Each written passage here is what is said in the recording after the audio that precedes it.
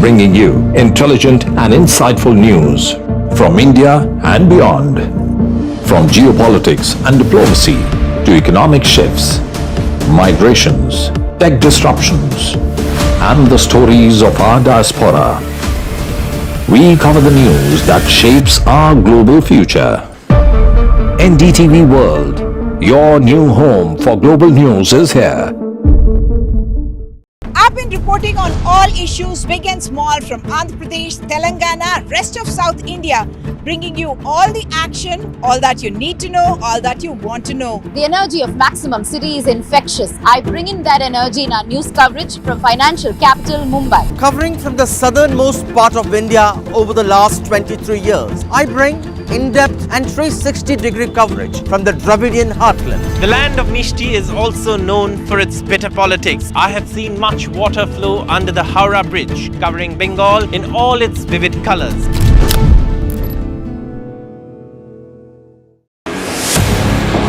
(2024), the year that was, when India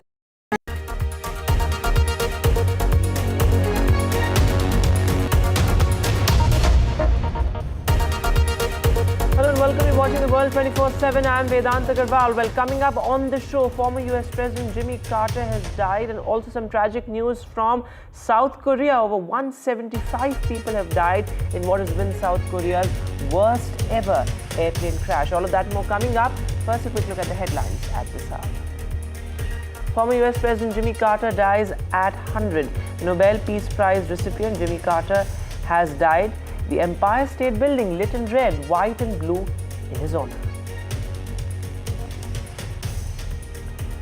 The worst airline disaster in South Korea in over 30 years. 179 confirmed dead in the Jeju airplane crash. External Affairs Minister S. Jaishankar's 3-day visit to Qatar. The foreign minister to review bilateral relations. His visit in the backdrop of the conflict in West Asia. Elon Musk backs H-1B visas. Musk asks H-1B critics to take a big step back. In Suchir Balaji's death, Musk backs his mother. Well, Elon Musk says it doesn't seem like a suicide. This as OpenAI whistleblower was member found dead in the US.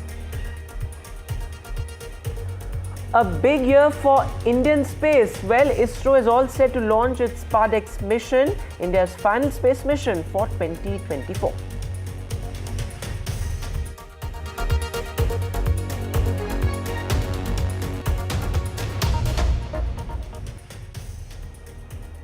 Our lead story on the World 24/7 this morning. Well, Jimmy Carter, the 39th President of the United States, has died at 100. Carter was surrounded by his family at his home in Georgia. In his final moments, this is what the Carter Center has said in a statement. Remember, US President Joe Biden remembered Carter as a dear friend and an extraordinary leader in a statement, while President-elect Donald Trump said Americans owe the former president a debt of gratitude. Preparations are underway for a state funeral. Carter was a peanut farmer and US Navy lieutenant before going into politics, eventually serving one term as the governor of Georgia and as president of the United States from 1977 to 1981. He was the only former US president to reach 100 years old. And look at those pictures of the Empire State Building lit in red, white and blue in the honor of the former president.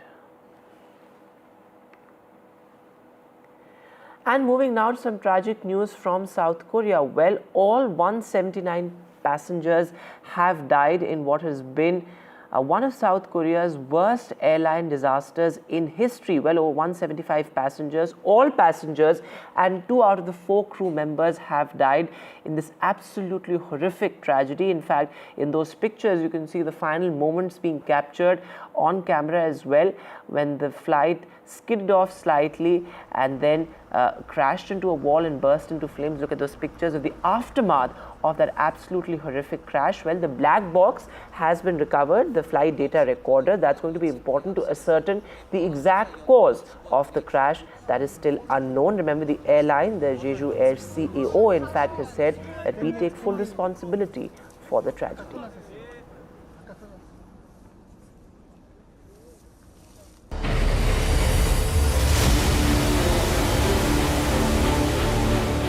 The final days of 2024 have seen a number of aviation accidents, from some near misses, such as in Canada, a miraculous rescue in Kazakhstan, to an accident that shook the world in South Korea.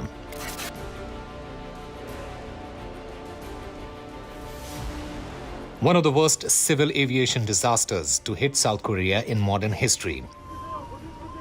Roughly 179 people are dead after a flight from Bangkok carrying 181 passengers and crew crashed at the Muan airport in the early hours of Sunday.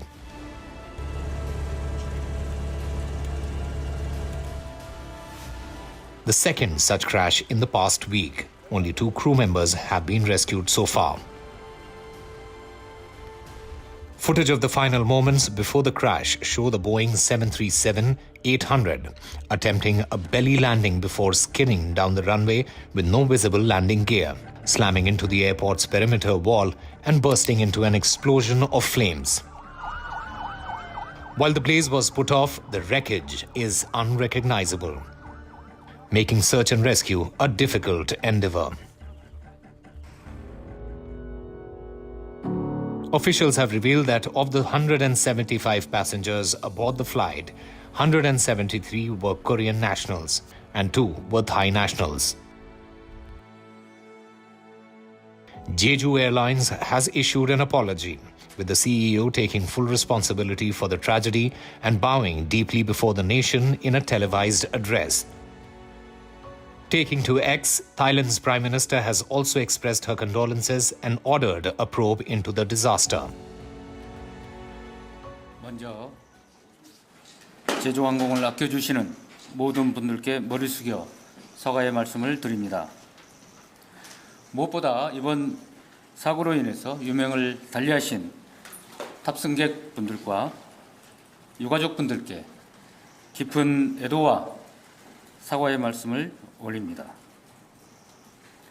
현재로서는 사고의 원인을 가늠하기 어렵고 관련 정부 기관의 공식적인 조사 발표를 기다려야 하는 상황입니다. The big question, the cause of the crash remains a mystery. While a probe is ongoing, the South Korean Transport Ministry has revealed that a bird strike warning was issued moments before the crash. Visuals also show the airplane's landing gear reportedly failed to deploy. The crash comes as South Korea continues to face political turmoil, with the third acting president taking office in the past 2 months. While families nervously await for answers, all eyes will remain on South Korea to see how it navigates past this tragedy. With Disha Bagchi, NDTV Bureau Report.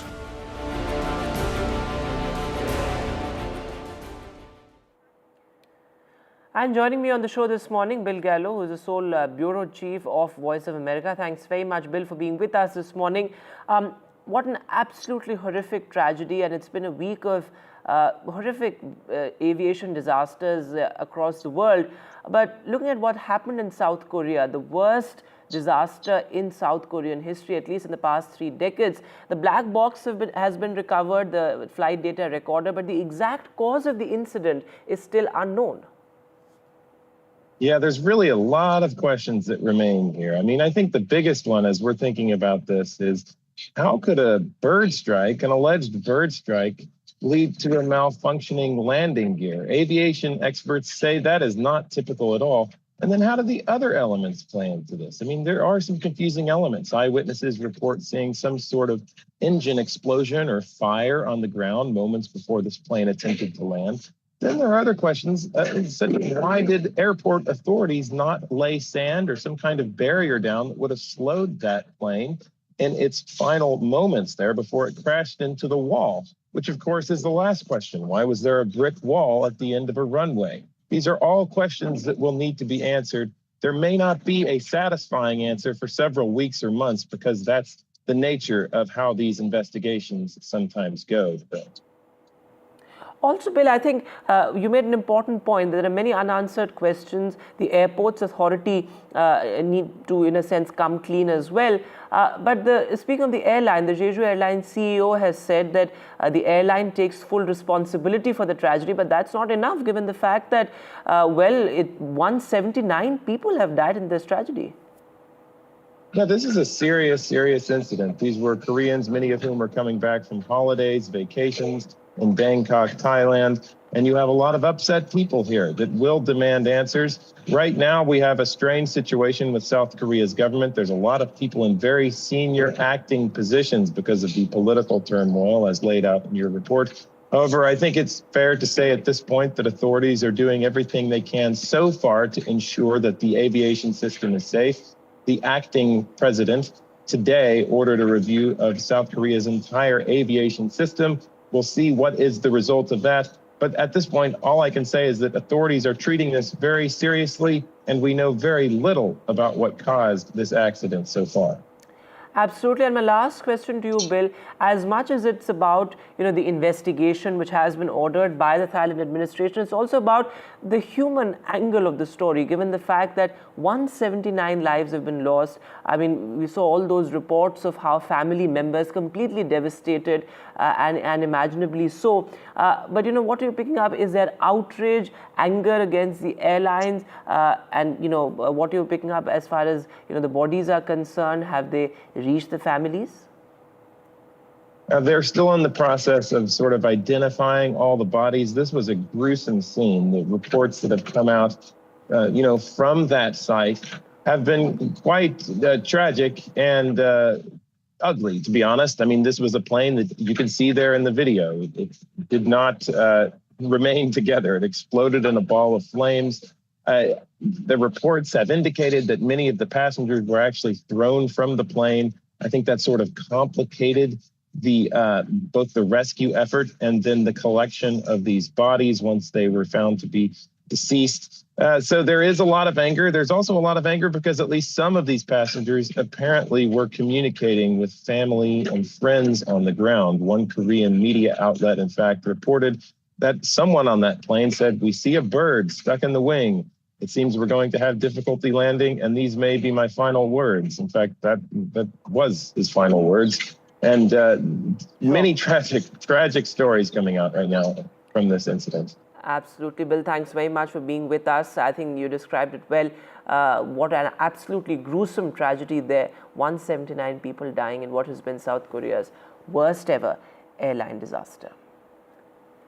But moving now to, a week of aviation disasters across the world. What comes to mind is what happened in Kazakhstan. Remember the Azerbaijani airplane that crashed and 38 people had died.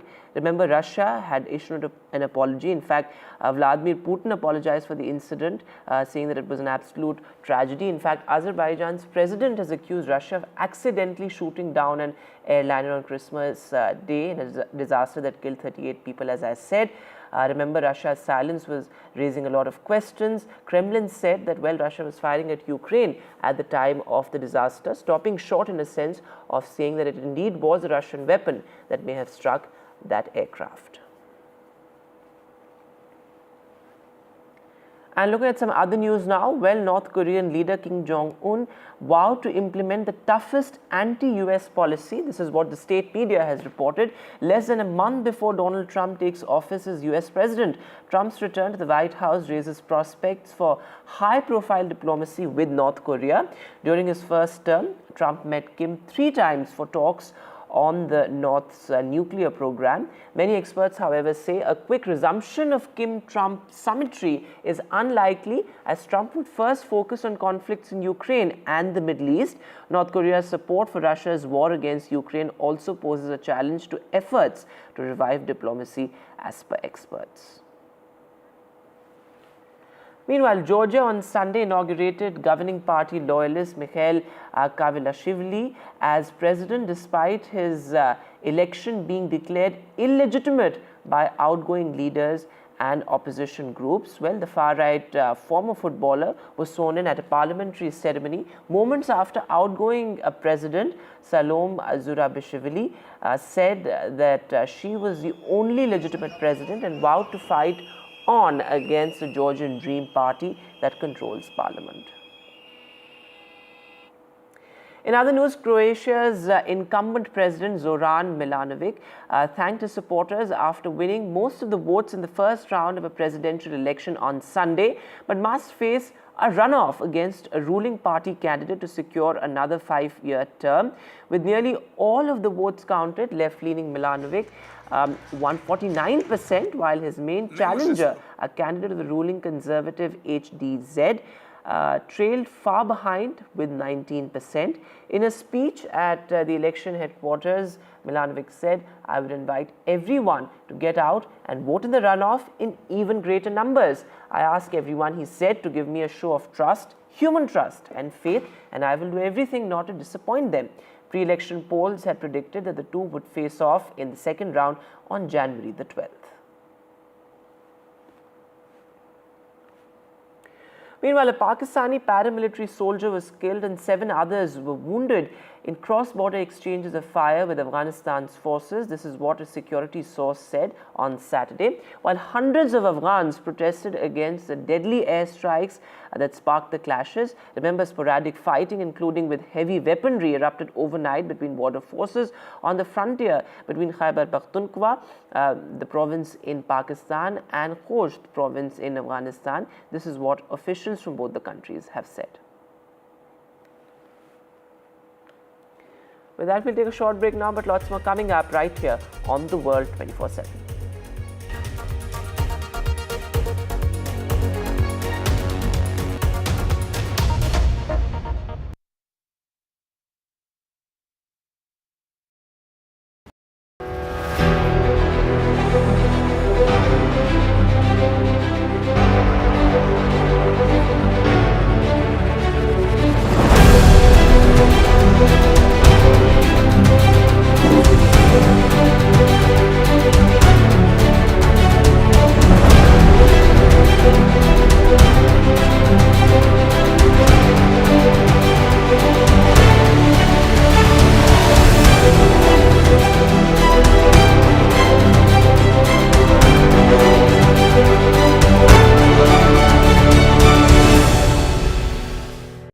New day, new show, a new experience.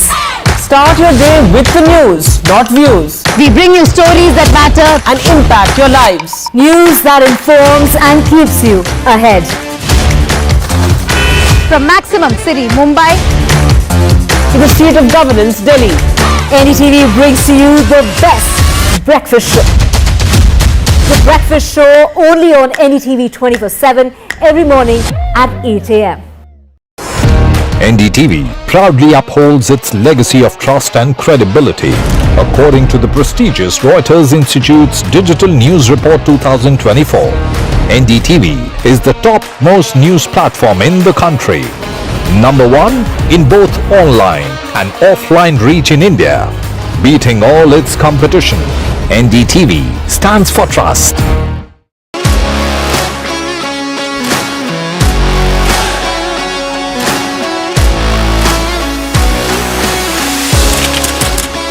We are able to maintain the democratic fabric and the democratic system. I want to do something that can make a difference. लगातार जनता की आवाज को सरकार तक पहुंचाने का काम मैं करता हूं. I was a student up until very recently. I really want to work and do something for my people because they have given me this opportunity. They have elected me. सोचा नहीं था कि राज्यसभा सांसद बनूंगी.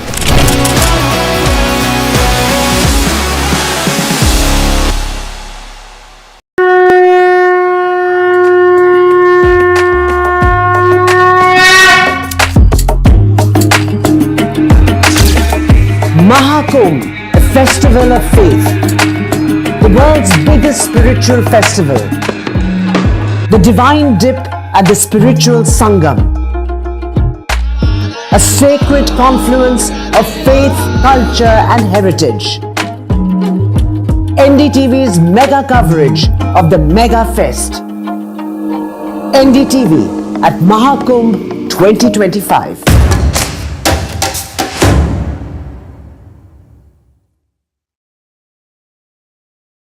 NDTV shines with 38 prestigious wins at the News Television Awards 2024. Powerful journalism to cutting-edge digital innovation. Production excellence to regional leadership. NDTV.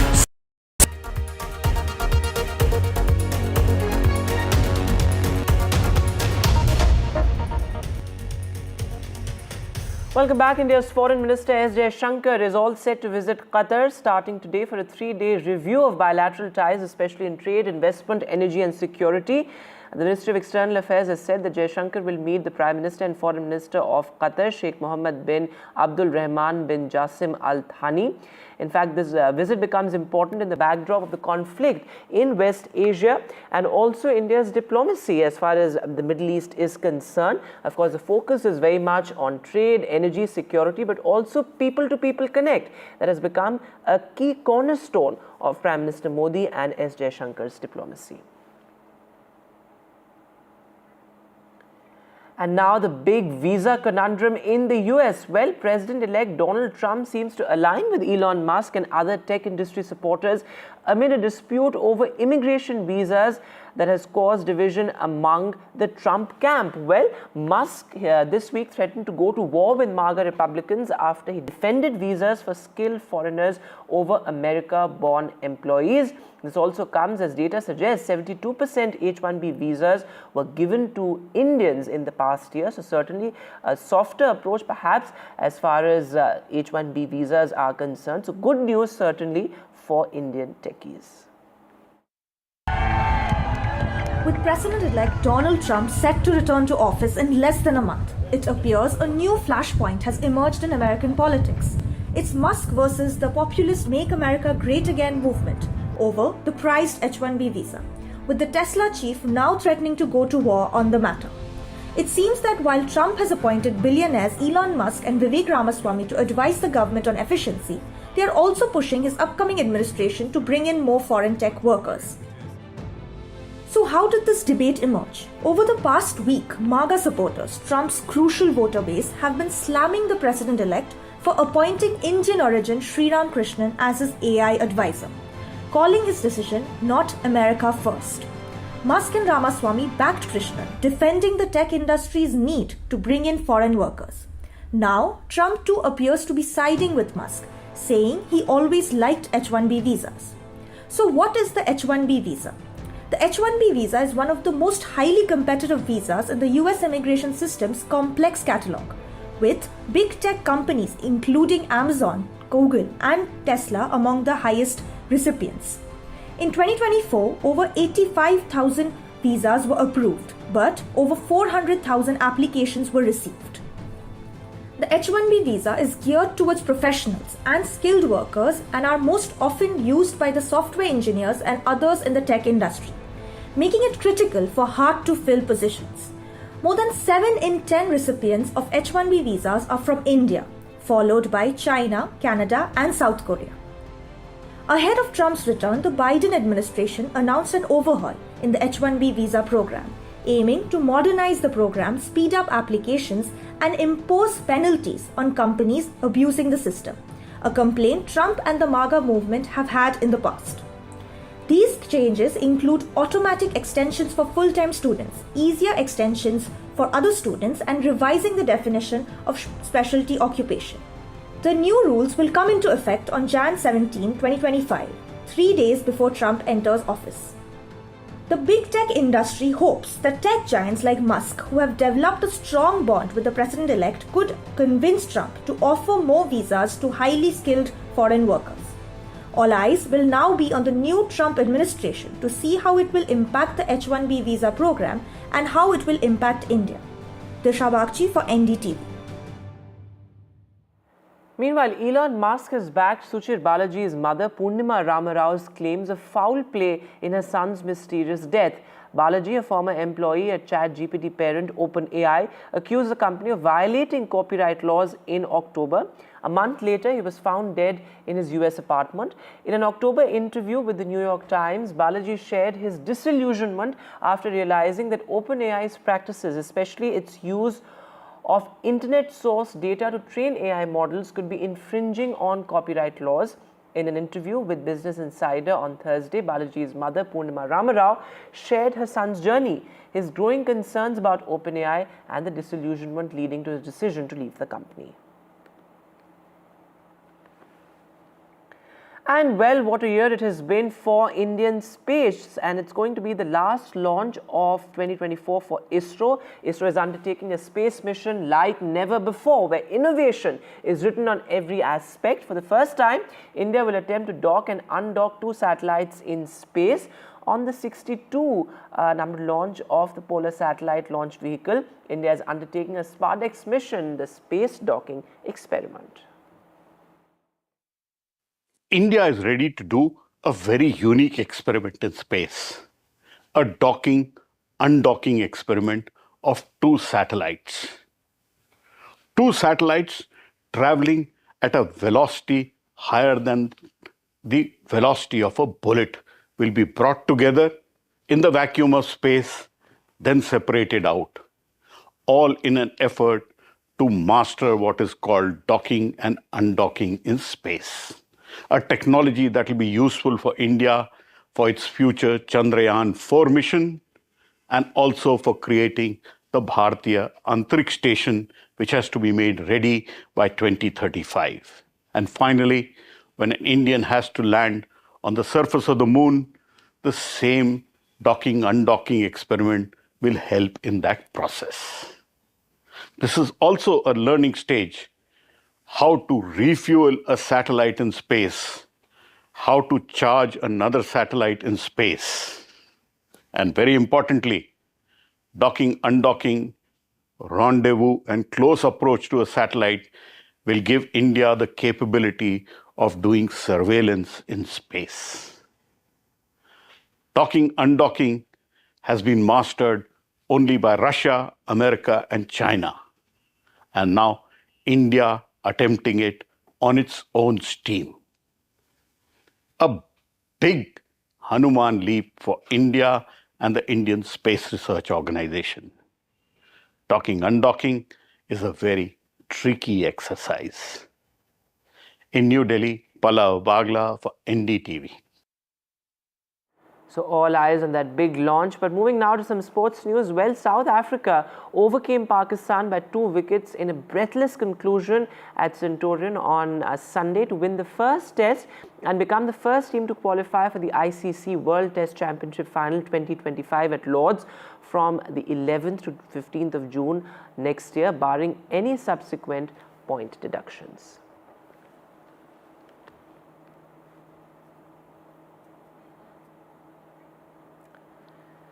And finally, it's been an incredible year for Indian chess. After Pragnananda, Gukesh, now Grandmaster Koneru Hampi capped off a wonderful year for Indian chess, defeating Indonesia's champion to emerge the FIDE's Women's World Rapid Chess Champion in New York. Hampi had won the event back in 2019 at Georgia, and the Indian #1 is only the 2nd player after China's champion to clinch the title more than once. And well, that's all the time that we have on the World 24/7 this morning. Thanks so much for watching. Goodbye.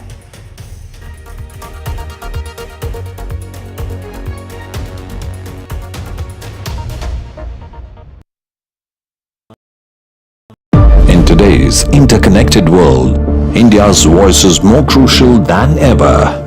When India speaks, the world listens. At NDTV World, we are that voice, bringing you intelligent and insightful news from India and beyond. From geopolitics and diplomacy to economic shifts, migrations, tech disruptions, and the stories of our diaspora. We cover the news that shapes our global future. NDTV World, your new home for global news, is here. I've been reporting reporting on all issues big and small from Andhra Pradesh, Telangana, rest of South India, bringing you all the action, all that you need to know, all that you want to know. The energy of Maximum City is infectious. I bring in that energy in our news coverage from financial capital Mumbai. Covering from the southernmost part of India over the last 23 years, I bring in-depth and 360-degree coverage from the Dravidian heartland. The land of Mishti is also known for its bitter politics. I have seen much water flow under the Howrah Bridge, covering Bengal in all its vivid colors.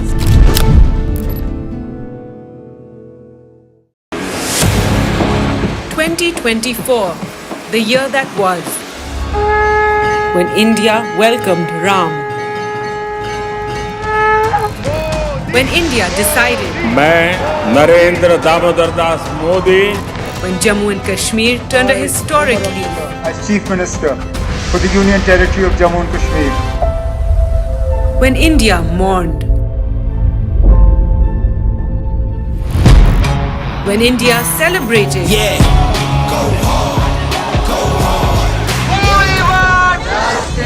when India protested,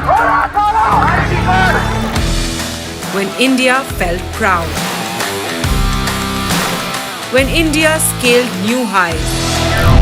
NDTV brought it all to you, your trusted news destination, yesterday, today and tomorrow.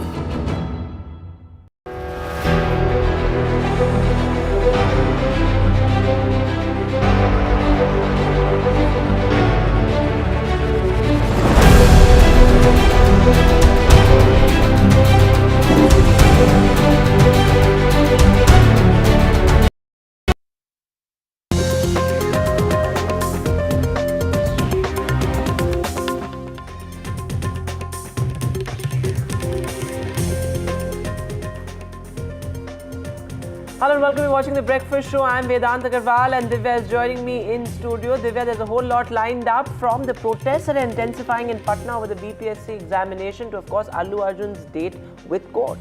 That's right, his bail plea coming up. That's his regular bail plea. And of course, Jimmy Carter has died at the age of 100, the former US president. We have a whole lot lined up for you. First, the headlines. BPSC re-exam protests intensify in Patna. The ongoing protests, which have continued for over 10 days, stem from allegations of a paper leak. The Bihar civil service aspirants seek a re-examination. Water cannons and lathi charge on students in Patna.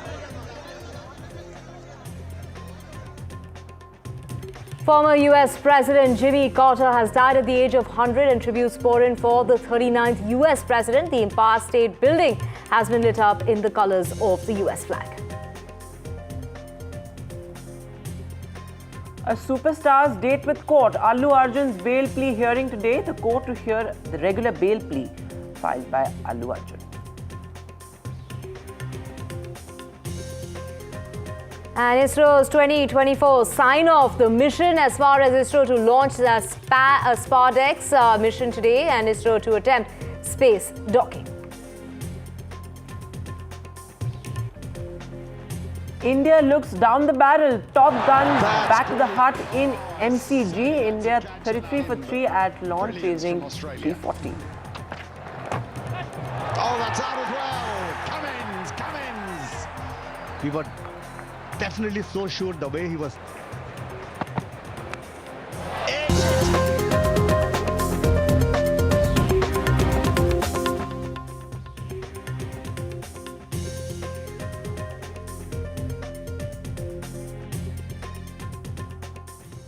And our lead story, well, protests in Bihar over alleged irregularities in the Bihar State Civil Services examination continue, fueled by claims of question paper leaks and late distribution. They are therefore demanding a complete cancellation of the examination and a re-examination as well.